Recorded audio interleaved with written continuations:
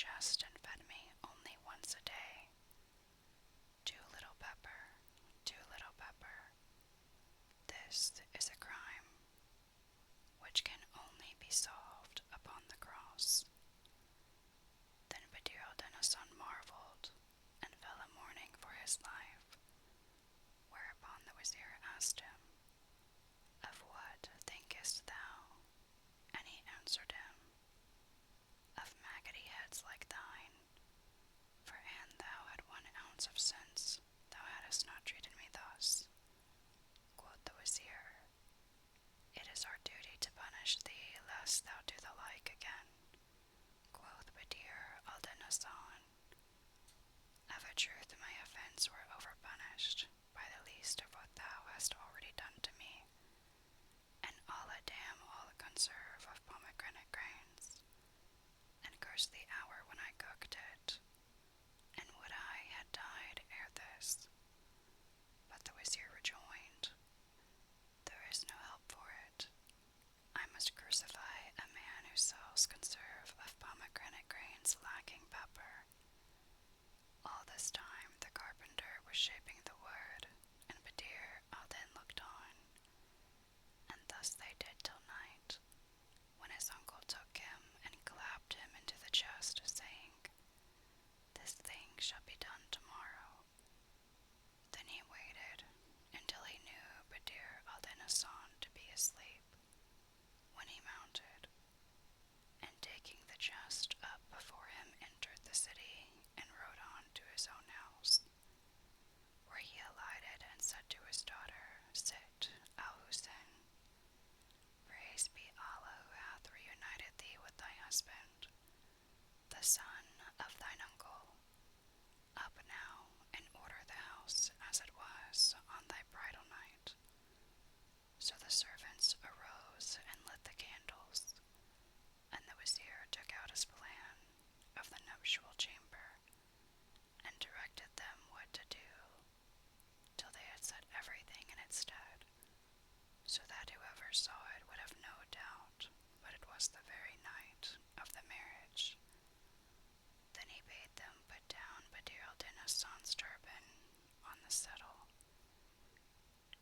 as he had deposited it with his own hand, and in like manner his bag trousers, and the purse which were under the mattress, and told daughter to undress herself and go to bed in the private chamber as on her wedding night, adding, "When the son of thine uncle comes in to thee, say to him, Thou hast loitered while going to the privy, and call him to lie by thy side, and keep him in converse till daybreak, when we will explain the whole matter to him."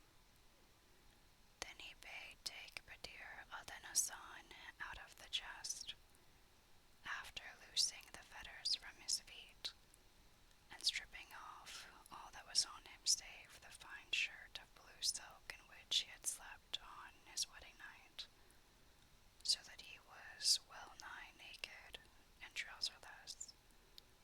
All this was done whilst he was sleeping, utterly unconscious. Then, by doom of destiny, Badr al-Din turned over and awoke, and finding himself in a lighted vestibule, said to himself, "Surely I am in the mazes of some dream." So he rose, and went on a little to an inner door, and looked in, and lo, he was in the very chamber wherein the bride had been displayed to him. And there he saw the bridal alcove, and the settle, and his turban, and all his clothes. When he saw this, he was confounded, and kept advancing with one foot, and retiring with the other, saying, "Am I sleeping or waking?" And he began rubbing his forehead, saying, for indeed he was thoroughly astounded, "By Allah, verily this is the chamber of the bride who was displayed before me. Where am I then? I was surely but now in a box." Whilst he was talking with himself, Al-Hussein suddenly lifted the corner of the chamber curtain, and said,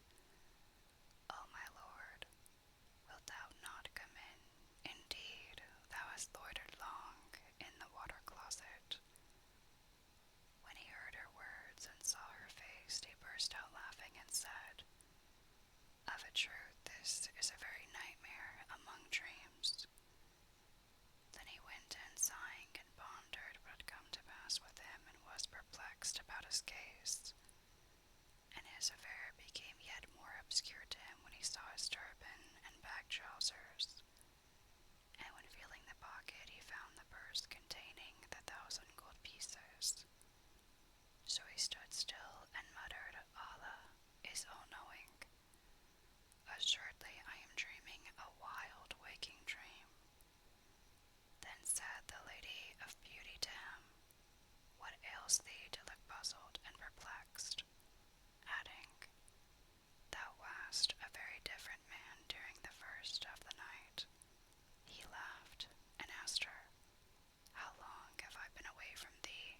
And she answered him, Allah preserve thee, and his holy name be about thee. Thou didst but go out an hour ago for an occasion and return.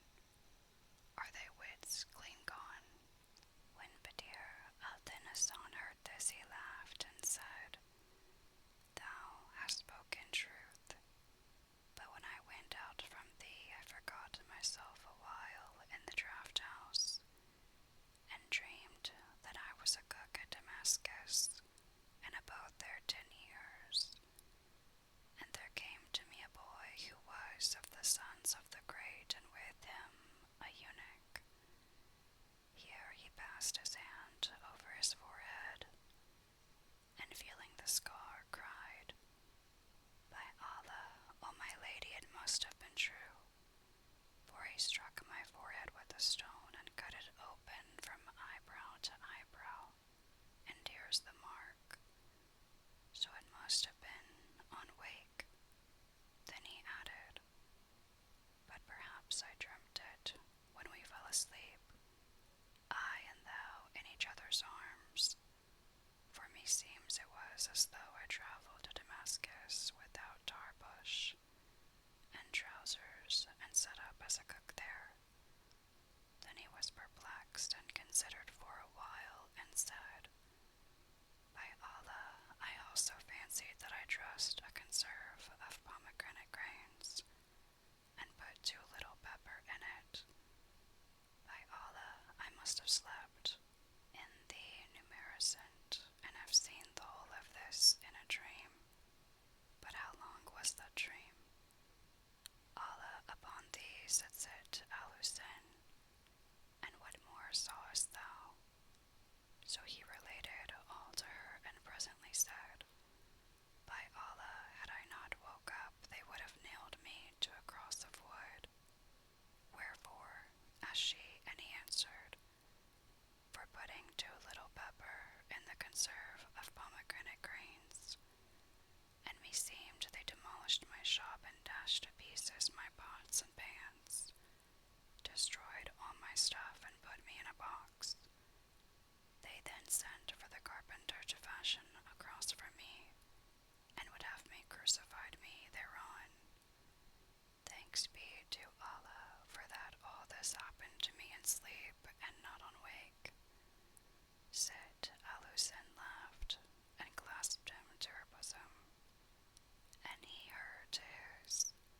Then he thought again and said, By Allah, it could not be safe while I was awake, truly. I know not what to think of it. Then he lay him down, and all the night he was bewildered about his case, now saying, I was dreaming, and then saying, I was awake. Till morning, when his uncle Shams al-Din the Wazir came to him and saluted him. When Badr al-Din saw him, he said, By Allah, art thou not he who bade bind my hands behind me, and smash my shop and nail me to a cross on a matter of conserved pomegranate grains, because the dish lacked a sufficiency of pepper? Whereupon the Wazir said to him, Know, O my son, that truth has shown its soothfast, and the concealed hath been revealed. Thou art the son of my brother, and I did all this with thee to certify myself that thou wast indeed he who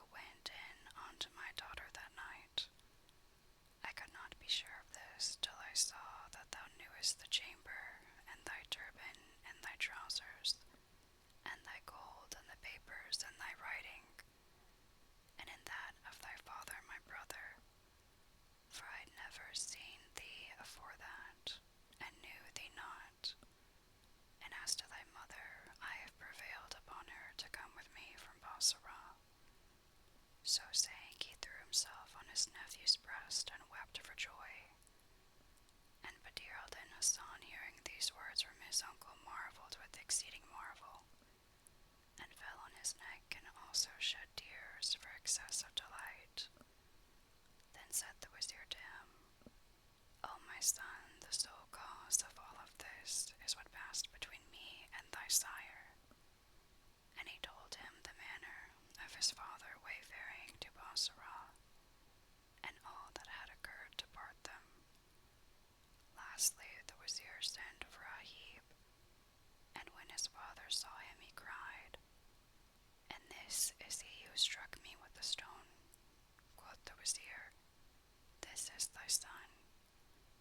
And Badr al-Din Hasan threw himself upon his boy and began repeating, Long have I wept over Sepherin's ban and bane. Long from mine eyelids tear reels rail and rain. And vowed I, if time reunion bring, my tongue from name of Sepherin's I'll restrain. Joy hath overcome me to this trust that I from join's revulsion to shed tears am fain. Ye are so trained to tears, O eyne of me, you weep with pleasure as you weep with pain. When he had ended his verse, his mother came in and threw herself upon him and began reciting. When we met, we complained. Our hearts were sore wrung. But plaint is not pleasant for a messenger's tongue. Then she wept and related to him what had befallen her since his departure. And he told her what he had suffered, and they thanked Allah Almighty for their reunion. 2 days after his arrival, the wazir Shams al-Din went in to the sultan, and kissing the ground between his hands, greeted him with the greeting due to kings. The sultan rejoiced at his return, and his face brightened, and placing him hard by his side, asked him to relate all he had seen in his wayfaring, and whatso had betided him in his going and coming. So the wazir told him all that had passed from first to last, and the sultan said, Thanks be to Allah for thy victory, and the winning of thy wish, and thy safe return to thy children and thy people. And now I needs must see the son of thy brother Hassan of Basra, so bring him to the audience hall tomorrow. Shams al-Din replied, Thy slave shall stand in thy presence tomorrow, inshallah, if it be God's will. Then he saluted him, and returning to his own house, informed his nephew of the sultan's desire to see him. Whereto replied Hassan, the Basrite, The slave is obedient to the orders of his lord. And the result was that next day he accompanied his uncle